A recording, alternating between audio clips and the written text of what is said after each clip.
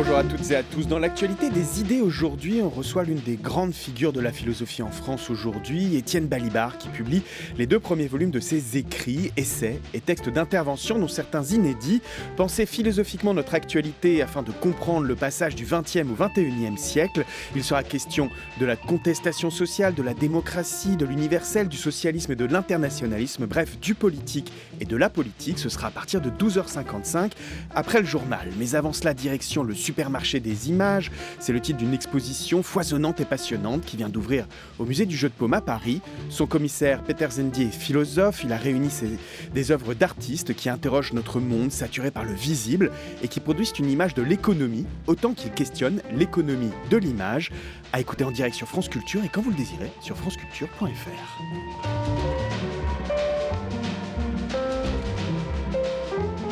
La grande table.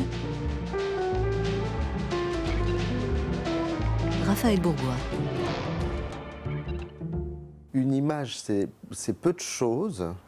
C'est une écorce, éventuellement. Mais une écorce, c'est un morceau de peau. Donc, au contraire de dire que l'image, c'est le voile qui cache, pourquoi ne pas dire que l'image, c'est une surface pelliculaire qui fait partie du corps ? Bonjour Peter Zendy. Bonjour. Vous êtes philosophe et musicologue, il faut le dire, maître de conférences à l'université de Paris-Nanterre et conseiller pour la programmation de la Philharmonie de Paris. Et vous êtes le commissaire général de l'exposition Le Supermarché des Images, qui se tient donc au Jeu de Paume à Paris jusqu'au 7 juin prochain. Une exposition dans laquelle vous donnez à voir le travail de 48 artistes qui cherchent à interroger, à comprendre le tournant qu'est en train de vivre notre société, notre rapport à l'image qui se transforme évidemment face à la submersion du visible. Vous aviez d'ailleurs publié en 2017 un essai, Le Supermarché du visible, essai d'iconomie. On reviendra sur ce concept d'iconomie. C'est un essai que vous aviez publié aux éditions de Minuit et c'est à la lecture de ce livre que Martha Gilly, qui dirigeait le Jeu de Paume à l'époque, vous a proposé de mettre en image finalement votre réflexion. On entendait très rapidement en ouverture de cette émission Georges Didier Huberman, qui est un des autres grands penseurs aujourd'hui de notre rapport aux images. Il parle de l'image comme étant à la fois peu de choses, une écorce, une peau, et en même temps, quand on vous lit ou quand on va voir votre exposition, on se rend bien compte que c'est aussi énormément de choses, c'est-à-dire c'est quelque chose qui nous submerge aujourd'hui. J'étais très frappé par les propos de Georges Didier Huberman qui fait allusion d'une certaine manière à une très antique vision, à une très antique théorie de l'image qui est celle des simulacres, c'est-à-dire ces petits bouts de pellicule qui circulent dans l'air, qui frapperaient nos yeux, qui émaneraient des objets et qui viendraient frapper nos yeux. Ce qui me frappe là-dedans, c'est que dans cette conception de l'image, il y a une matérialité. Et aujourd'hui, on vit à une époque où on pense trop souvent, et complètement à tort, que l'image est devenue quelque chose d'immatériel. On peut le penser, bien sûr, parce que l'image est faite de lumière, de pixels, d'électricité sur des écrans, de codes. Mais tout ça suppose une infrastructure bien matérielle. Tout ça suppose d'être alimenté par des énergies fossiles. Tout ça suppose des câbles transatlantiques, des câbles sous-marins qui charrient ce flot d'images. Tout ça suppose aussi des formes de travail dont on n'a des fois pas idée, du travail caché dans l'ombre et que l'exposition essaye de montrer aussi. Donc cet antique matérialisme de l'image auquel Georges Didier Huberman faisait allusion, finalement me plaît beaucoup parce qu'il entre dans une sorte de court-circuit explosif avec la matérialité aujourd'hui des images. À tel point que c'est vrai que quand on visite votre exposition, on se dit qu'il y a presque un paradoxe à vouloir figer dans un lieu d'exposition, dans un musée, des images qui aujourd'hui sont des flux, souvent des vidéos, il faut bien le dire, qui se diffusent par Internet la plupart du temps. On en a des exemples dans l'actualité récente encore avec des impacts parfois politiques, des impacts économiques, on y reviendra. Mais est-ce qu'il n'y avait pas un pari un peu fou dans cette exposition, Peter Zendy, à vouloir figer des images, les ancrer dans une matérialité qui est nécessaire évidemment pour faire une exposition, puisque vous avez recours à des artistes? Alors oui, il y a un paradoxe total, et je crois le très bel emblème de ce paradoxe, vous savez, moi je crois beaucoup au paradoxe et à la puissance des paradoxes, mais le très bel emblème de ce paradoxe, c'est au fond l'œuvre qui ouvre l'exposition, c'est une immense installation de Evan Roth, un artiste américain basé à Berlin, qui a laissé en quelque sorte exploser, métaphoriquement, la mémoire cache de son ordinateur qui contient tous les sites qu'il a visités depuis 5 ans, depuis la naissance de sa fille. Cette mémoire cache explose sur les murs du jeu de paume, il y en a partout. Il y a de l'image partout, ça déborde de partout. Mais en même temps, c'est vrai que ce qu'il s'agissait de montrer, c'était évidemment la fluidité de l'image aujourd'hui. C'est-à-dire, ce qu'est une image aujourd'hui, c'est essentiellement du flux. Il y a un paradoxe à vouloir matérialiser ce flux et surtout à le déposer dans un lieu alors qu'il circule partout. Et en même temps, c'est grâce à ce paradoxe, c'est à la faveur de ce paradoxe que justement on peut faire apparaître ce qu'on ne voit pas quand l'image circule, puisque la circulation de l'image ne se fait que grâce à cet oubli de toute l'infrastructure qu'il apporte. Or, matérialiser tout ça dans un lieu, c'est montrer des tuyaux, des câbles, c'est montrer des gens qui cliquent dans l'ombre, c'est montrer toutes sortes de choses qu'on ne voit pas. Donc voilà, je crois, la puissance du paradoxe. Et qu'apporte, selon vous, Peter Zendy, la philosophie, l'approche philosophique qui a une certaine profondeur aussi historique? Vous avez parlé de la vieille conception philosophique telle que l'a développée Georges Didier Berman dans son intervention en ouverture de l'émission. Vous avez vous-même, dans le texte qui ouvre le catalogue qui accompagne l'exposition, le catalogue qui est publié par Gallimard et le Jeu de Paume pour accompagner l'exposition, vous faites référence vous aussi à des mythes qui remontent parfois à l'Antiquité, à Pline l'Ancien. Mais je crois que la plus ancienne définition de la philosophie qui a pu être donnée en Grèce, c'est l'étonnement. Euh, Je crois qu'il y a quelque chose qui reste absolument valable pour moi. La philosophie, c'est un certain étonnement, mais c'est aussi peut-être une certaine façon de ralentir. Et donc face à ce flot, à ce flux d'images qui déferle de manière ultra rapide avec les conséquences politiques que vous évoquiez, et dont l'actualité nous donne des témoignages tous les jours, face à ça, je crois que la philosophie, sa tâche, c'est de ralentir et de poser un certain nombre de questions. C'est d'interroger, c'est de questionner. Et donc le philosophe, probablement c'est celui qui prend son temps, mais pas trop. Là aussi, il y a un paradoxe, parce que moi je crois aussi que la philosophie est toujours provoquée, informée, au sens où ça lui donne forme par l'urgence. Alors, ne tournons pas autour du pot, Peter Zendy, puisqu'on parle de l'actualité très rapidement. Il ne s'agit pas de commenter l'actualité politique, mais ces images qui ont fait tomber Benjamin Griveaux, candidat à la mairie de Paris, personnalité influente du monde politique, en tout cas proche d'Emmanuel Macron, c'est un cas d'école pour vous d'analyse. Voilà une image partagée de façon privée, avec un système en plus sur Messenger qui la permettait de l'effacer au bout d'une minute, mais qui ressort dans l'espace public, donc qui change complètement à la fois de nature et de valeur, Peter Zendy. Oui, j'étais très frappé quand on parlait hors micro avant l'émission de ce dispositif qui, en principe, aurait dû effacer l'image. Donc, il y a une durée de vie programmée de l'image. Et en même temps, ce dispositif a été pris de vitesse, en quelque sorte. C'est-à-dire, c'est un dispositif, ça c'est quand même très frappant. Et je ne vais pas parler des conséquences politiques qui sont tellement évidentes et tellement importantes. Mais ce qui m'intéresse, c'est en quelque sorte l'économie de temps qui est en jeu dans cette image. C'est-à-dire, elle est censée durer peu, donc il y a déjà inscrite en elle une vitesse, une finitude, et en même temps, cette vitesse, elle a été prise de vitesse elle-même pour que l'image dure. Donc il y a une sorte de paradoxe temporel total, quelque chose qui est censé passer très vite est pris de vitesse pour que ça dure, et c'est cette espèce d'économie vertigineuse de temps et de circulation qui crée les effets explosifs auxquels on assiste. Alors on parle d'économie depuis le début de l'émission, Peter Zendy, dans son sens un peu large, mais aussi dans son sens marchand. C'est le supermarché des images, le titre de l'exposition qui a lieu au Jeu de Paume en ce moment à Paris. Et c'est une idée que vous avez développée il y a déjà 3 ans dans un essai aux éditions de Minuit, où vous parlez d'iconomie, qui est un mot valise qui réunit icône et économie. Et c'est un essai qui tourne autour d'une citation de Gilles Deleuze dans un ouvrage qu'il a consacré au cinéma, il en a consacré 2, et qui dit « L'argent est l'envers de toutes les images ». Et cette idée de l'approche économique des images, c'est aussi une approche qui est celle d'une autre philosophe des images, comme ça on aura fait le tour, Marie-Josée Monzin. Il y a des enjeux économiques qui sont les mêmes que ceux de la drogue. C'est une marchandise, elle coûte cher, elle rapporte gros, elle est d'autant plus cultivée qu'elle travaille dans l'addiction. C'est-à-dire que son commerce se nourrit même de la soumission, de l'asservissement, de l'impossibilité de s'en passer que créent les régimes audiovisuels et les productions industrielles de l'image. Je ne cesse de revenir sur cette idée que quelqu'un qui n'est plus qu'un consommateur est lui-même consommé, consumé. Donc on y perd le régime de liberté que devrait avoir tout sujet, partageant avec un autre sujet et avec beaucoup d'autres sujets, un monde dont on pourrait encore écrire l'histoire, changer l'histoire et y cultiver un avenir. Voilà, Marie-Josée Monza au micro d'Alain Weinstein, c'est en 2008, dans l'émission Du jour au lendemain.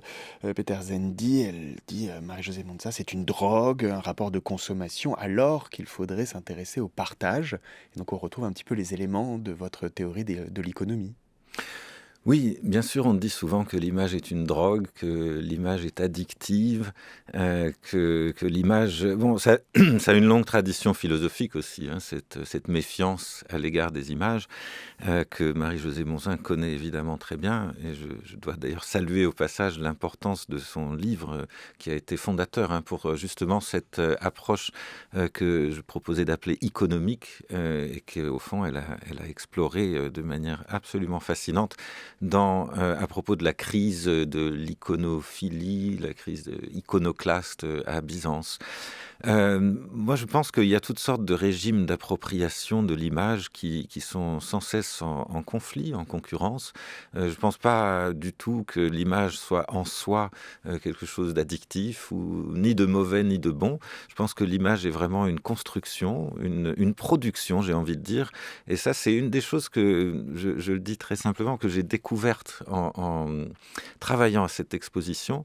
C'est à quel point, non seulement l'image, mais la visibilité en général est produite. C'est une affaire de production, de travail. Moi, j'aurais finalement une approche assez marxiste de la visibilité, c'est-à-dire que la visibilité, c'est le résultat de toute une chaîne de production, et c'est ce qui nous apparaît de manière de plus en plus évidente aujourd'hui.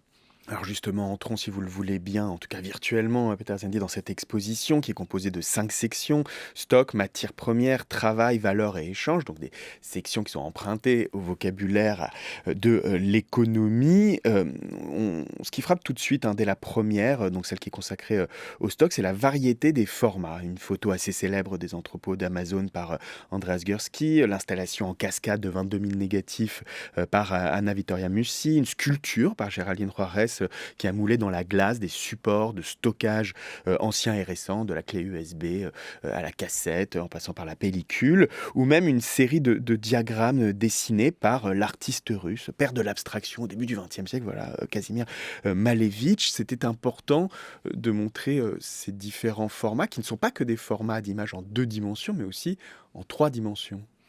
Alors, c'était important de montrer, d'une part, que les questions que posent les artistes qui sont présents dans l'exposition sont des questions éminemment actuelles, mais que néanmoins, elles ont un ancrage dans une histoire.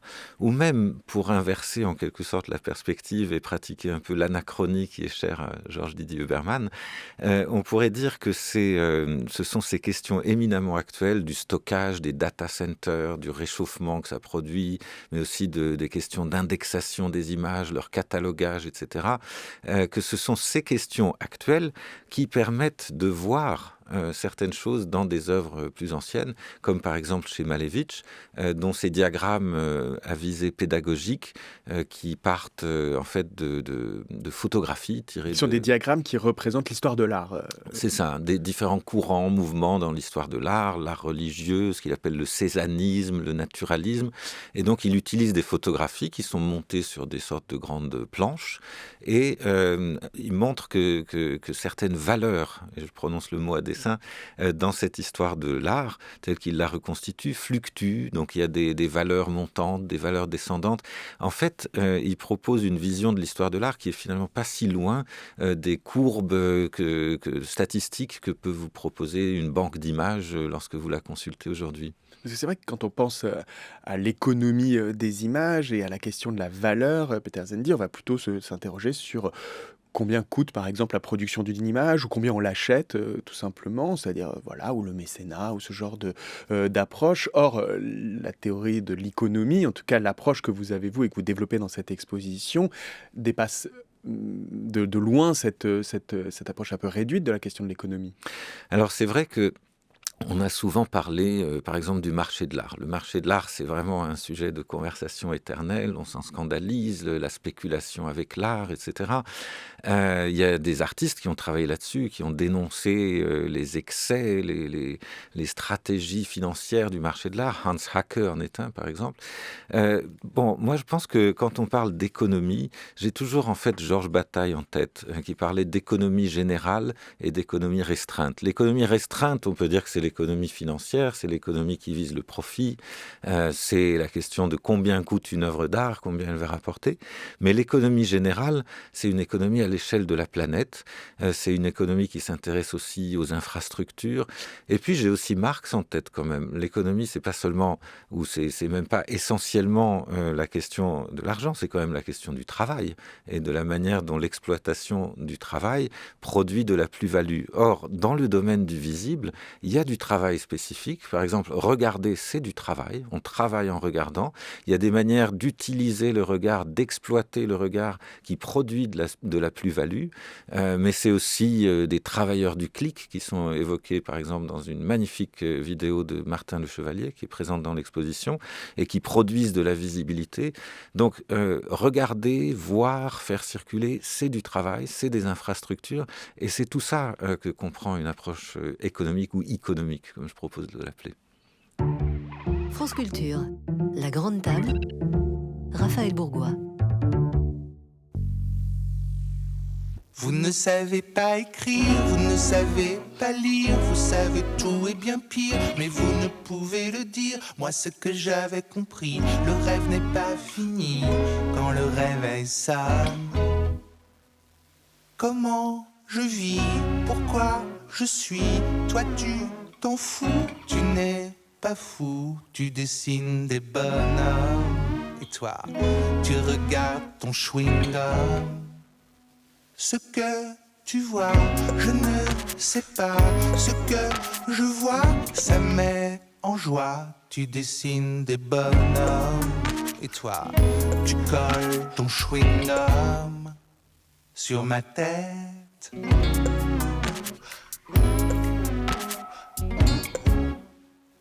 Sur ma tête. Arrête. Arrête. Je sais qu'il existe une forêt oubliée, mais je ne sais pas par où passer. Je ne sais pas lire en toi. En toi.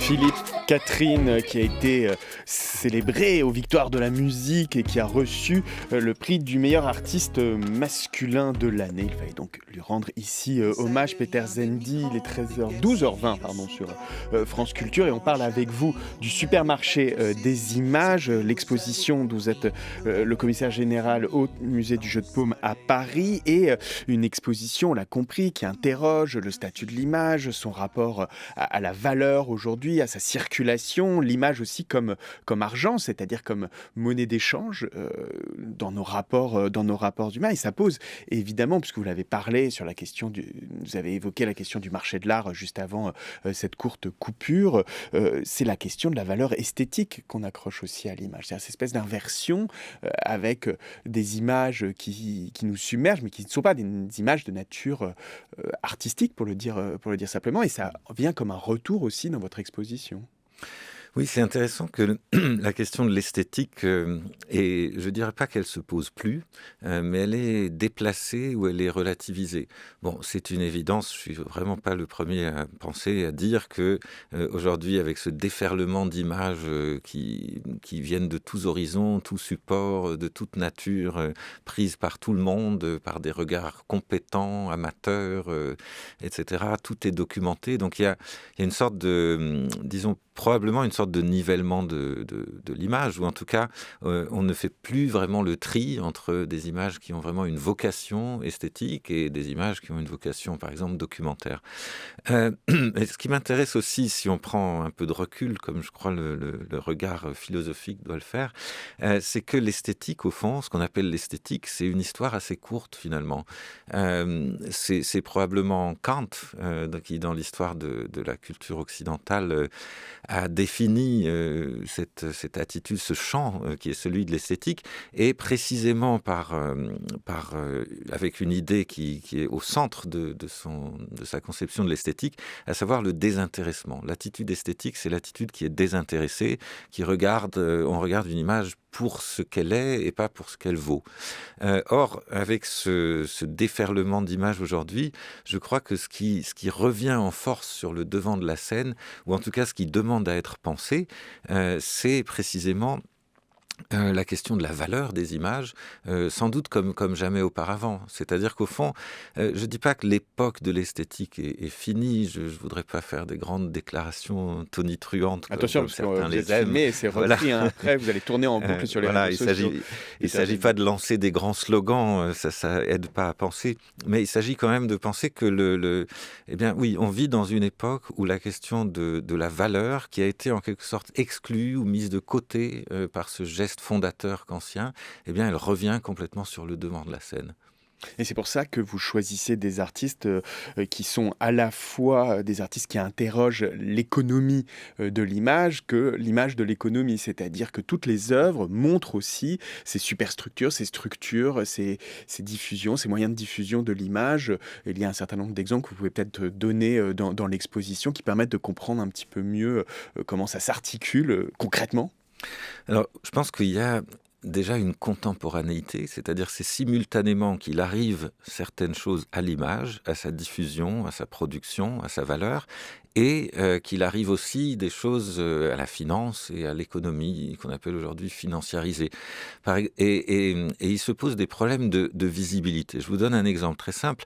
Il y a ce qu'on appelle des algorithmes, des programmes d'investissement en bourse, c'est-à-dire ce qu'on appelle le trading à haute fréquence, avec des investissements, des désinvestissements, des déplacements de capitaux qui s'opèrent en quelques millièmes de seconde, des cracks boursiers aussi qui s'opèrent en quelques millièmes de seconde, puis le marché se reprend.